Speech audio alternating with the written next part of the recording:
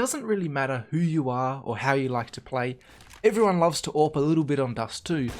So today I'm going to look at Dev1ce and some of his success, so you guys can hopefully elevate your game on this legendary map. In a team sport, finding good teammates is crucial. Join a community of 700,000 users on DreamTeam to search for players who play for fun, play competitively, or want to go pro. Register on DreamTeam.gg today and stop playing with teammates who kill everything except the enemy. Find players, improve skills, and manage teams. DreamTeam.gg, the ultimate team building and skill growing platform. Let's start with the basics and where you're most likely going to find Dev1ce. And that's somewhere between this long corner and short. I just sub them all into this car kind of area. And this is because basically it's the easiest spot to AWP on the map. You can control the angles very well as the AWPer. It's a relatively long range duel, so you have the advantage with the one-shot body shot. And we're going to see a great example here of how Dev1ce rotates himself around the map. Now, Longhouse is a concern because you don't want to get pincered onto this A side by the T side. However, Dupreeh is rotated over here, spotted that there's no one towards Longhouse. So I can be relatively comfortable that there's no one in there maybe lurking about. Now, Dev1ce finds his first kill, which is pretty standard, but in this scenario, he's going to flash himself in, get a little bit more aggressive, and find X accurate. Now, there's a couple of reasons for this. The first one being, obviously, he knows Long is covered by Dupreeh, so he's relatively confident about that. But Zipex is here on the ramp area, already fighting and still alive, fighting the T player. So Dev1ce obviously wants to get in here, make it as many players fighting, make it as difficult as possible for Tyloo to move on to this A site, and you can see it works very well. That's why he flashes himself in there, obviously committing that to Zipex. Now let's say Zipex is caught in here towards CT, Magisk is still over here towards B, but glaive has some kind of long control. So Dev1ce is the only player looking in here towards short. Well, how he reacts is much more dependent on when he takes a fight or what kind of utility comes out from the T side. So let's say he finds a fight on this angle here, a very tight angle. He's more likely to re-peek or flash himself in because obviously he's caught the T side a lot further away from him. Whereas what we're going to see from Team Liquid here is if they throw a progression smoke or he's forced to take a bit of a wider angle, he doesn't have the same re-peek potential because obviously a lot more time has been bought by the T side where they could potentially be swarming in and overwhelming him. So obviously this angle here, if you've got a kill there, he's more likely to re-peek. Smoke forces him wider, so he's obviously forced to maybe only look for one kill. Nitro does a good job of not overextending here until Twist is in a better spot to trade. But he actually comes back out here, and that's the danger of doing what Dev1ce just did, is because he was forced into a wider angle, re-peeking like that is a lot more risky. So he'd often fall away towards Long if he's feeling a little bit safer, falling back towards glaive, which is obviously always an option for him if he's forced to these wider angles. That's how he likes to play, and again, obviously depends on what fight he takes and what kind of utility comes out from the T side.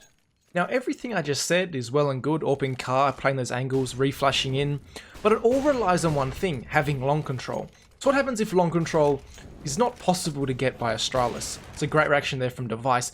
Well, they don't want to fully fight out here towards long. Dev1ce holds this angle until his team's ready to do what they're going to do, and that is focus towards short before fighting these long players. And you can see that's exactly what they've done. Even though Dev1ce isn't actually the player focusing towards short, he's just delaying here. But what has gone on?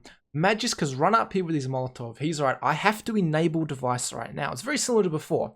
glaive locks down that long HUD or that long player, allows Dev1ce to AWP here towards short and do what he needs to do. This scenario here, Magisk locks towards short, allows Dev1ce to do what he's going to do to its long. And he's peeking out here, obviously taking these angles. But one thing to note is as he peeks out the second time, is he's not doing it alone. Zipex also peeked out here. You can see he's just gone down on the mini-map, taken out by BenTet. And Dev1ce is going to peek out and find that next kill. And then he waits again for BenTet to take the contact towards Dupreeh and towards CT before peeking wider and just finishing him off. That's a great reaction by them, and the most important thing is they lock down that short control. Magisk, I don't believe, gets any kills in that round, but his role is incredibly important, allowing the rest of his teammates to do what they do. Now let's get into the fun part, which is finding picks as the CT AWPer. Obviously, if you have the best spawn possible, like Dev1ce does here, AWPing in here towards long is a great example, as you will beat basically any of the T players to this position. Another thing to note here is Zipex did just throw a flash. There it is, you can see it just to the left of the sign there. So there's support coming in from his teammates again. So even if he misses this shot like he does, he knows these players are blind, and it probably gives him the confidence here to re-peek. So I missed that shot, I missed it because I'm not a very good observer, but because that flash comes in, has the confidence to come back and take out DD. Before, he's going to hold this, allow the player in glaive, as we've been talking about, to get into position. Before then, he's going to leave, use his smoke first, as it's obviously more important that glaive hold on some of his utility. Not in this scenario because he doesn't have a great buy, before moving back here to this car, short kind of position. We've talked about him already playing. So that's obviously a great one. Get that spawn, go for that long pick, because you're almost certainly going to beat anyone to that position. The other pick we'll often see Dev1ce go for is in here towards middle, in towards the lowers area, obviously getting boosted on short for a nice, fast pick in here. Actually doesn't always have to get boosted, but it's obviously a huge example. They're not boosting on the corner like you see teams like FaZe do with Guardian. You can see Tyler actually looking for that, trying to boost over those boxes, see what's going on. They don't see anything, so they're happy to strafe out over here, straight into Dev1ce's crosshair. That's one of the easiest kills you'll get. Obviously a bit of risk, someone maybe slow walking up short, not a particularly likely scenario, so happy to take that risk, find the opening into the round, and obviously have a huge advantage.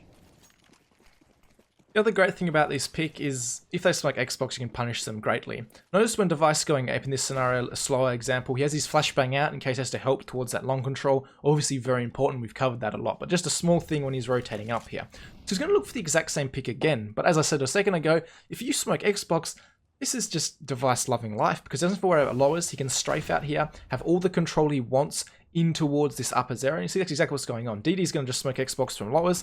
So Dev1ce is like, alright, this is an excellent opportunity for me to peek out. And you see he's going to find a couple of kills. Also notice that once long control was taken, Zipex is more than happy to rotate out here and help Dev1ce out. So he's going to find the player jumping over in DD. Dev1ce is forced to quick switch. But again, look at the angle he's got, and Captain Mo is not expecting it at all. Dev1ce even has time to pull out his CZ, swing back out, and take this player with him. And this is a great opener again. So that's one of the massive advantages of going for that pick. If they do smoke Xbox in any regard, you've now got a field day. You've got as much space as you want for the next 17 seconds. And you can see Dev1ce, a little bit messy, but he's definitely capitalizing it in this scenario here. Now maybe you're a little bit of a sook or get a little bit anxious with the potential of someone walking up short going for this pick. I could suggest a partner in crime. Luckily for Dev1ce, he's got someone in Dupreeh. And you can see as Dev1ce peeks in here towards lowers, he has got a little bit of a friend, playing anti-flash here, a little bit cheeky. But who's he got? He's got Dupreeh on the secondary AWP. And this is how teams generally like to play Dust 2 at the moment. They have one player with an AWP towards B, one player towards A. So everything we've seen so far has been Dev1ce. I'm going to actually just shuffle over a little bit. We're going to talk about Dupreeh for a couple of rounds. Obviously, this here is a great crossfire because you've got Dupreeh watching top middle. You've got Dev1ce looking down here towards the lowers area. So it's actually a nice little crossfire where neither of them can really be punished to where they're most vulnerable. Unless maybe someone runs straight down middle, just straight down suicide, maybe trying to punish Dupreeh. But you're most likely going to hear that. Dev1ce might hear that, and Dupreeh can adjust a corner. This is a nice little crossfire. Again, if you're a little bit anxious about those players coming down short, get a friend to cover it for you. I actually really enjoy this crossfire here. So what does Dupreeh do over here towards the B site while Dev1ce is running over towards A? Well, he'll get aggressive towards tunnels, something he likes to throw in every now and then. Molotov the right hand side, so Dupreeh only has one angle to worry about. And obviously this is just quite a wide angle. You might find someone overextending a little bit, just a misstep from a T player, maybe trying to throw some utility out here towards the B site. Not probably an angle you're expecting an AWP on. So that's one you could potentially find a pick. And they're going to come out mid to B in this scenario, so I'm going to see how Dupreeh reacts. He's going to smoke off tunnels, and they always come back here towards door. And I'll talk about this more in a second. We'll see a great cleanup from Magis peeking over the smoke. But this door position is the best position possible to control the fight that you're going to take. And I'll talk about that a little bit more using this example here. Now, first thing I will say is you often see players playing window, peeking in towards middle, and then moving to door after taking that first contact, just because it is a wider angle, easy for you to maybe get an opening pick. Again, the timing of it similar to the angles that Dev1ce might get on short.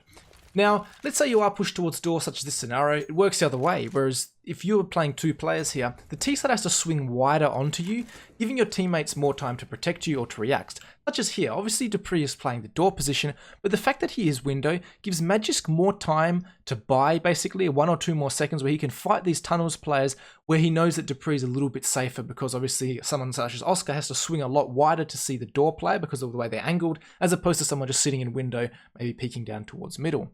Similarly, Dev1ce is going to find these kills in this scenario here, but say Magis does go down, he can do what he is going to do in a second, which is he can push out door, use a little bit more cover. He tries to find Steeko in this scenario, but before he goes down, you can see he has these boxes here.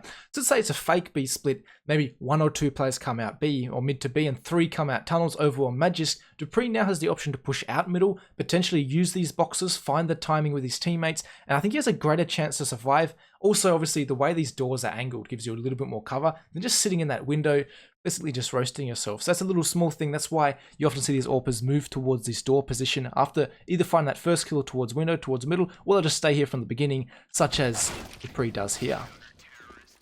And you'll see in some rounds, Dupreeh actually even gets the AWP over Dev1ce. This is a little bit of an older demo, but if you want the player AWPing towards B, you will sometimes give it to your secondary AWPer. FaZe does something similar. They have Nico and Guardian on separate sides of the map. I've made a video about Guardian AWPing Dust 2 before, but basically middle and towards B side is more of Dupreeh's domain, and then short and A and all of that area is most devices area to AWP. They will sometimes share this middle area, you'll see device come over here, but it is interesting just to see that most teams are developing this 2 AWP kind of meta.